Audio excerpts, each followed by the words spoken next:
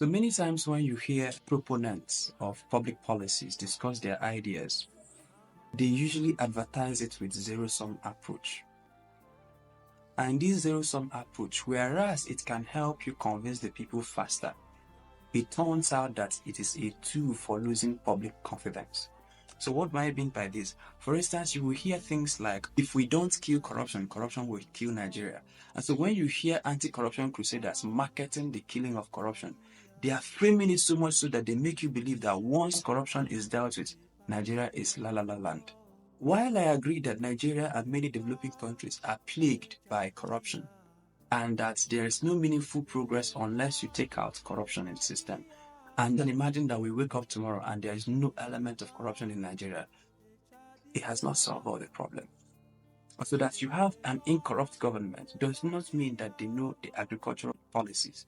That does not mean that they know the economic policies. That does not mean that they are pushing the right monetary policies. That does not mean that they have the right execution of strategy when it comes to security or insecurity. And then you also hear things like, we need to fix electricity. Once you fix electricity, Nigerians are hardworking. The only thing they need is electricity. It's not entirely true, because how I wish you can wake up in the morning to find that Nigeria now has 24-hour power supply. You will still see that the power supply will not address insecurity. You also see that more power now could mean that people will now watch more movies, not that they'll become more productive. And so yes, you want to have a stable economy. You want to have a stable electricity. But once you have, ask yourself, go to economies that are working, that have stable electricity. Has stable electricity addressed all the other problems they have? Has it addressed issues of, for instance, maternal mortality? Has it addressed the issue of public infrastructure, roads, bridges, and all of those things? Electricity can help you with your economy, but you don't want to market it as a zero-sum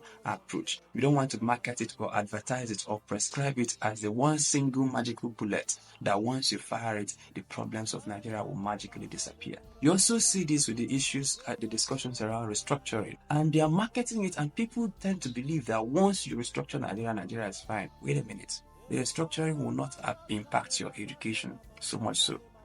Am I a believer in restructuring? Yes. But even after a restructured Nigeria, efforts have to be made. Efforts has to be made. Investments have to be made in education. Investments have to be made in national unity. Investments have to be made in infrastructure, whether they are hard infrastructure or soft infrastructure.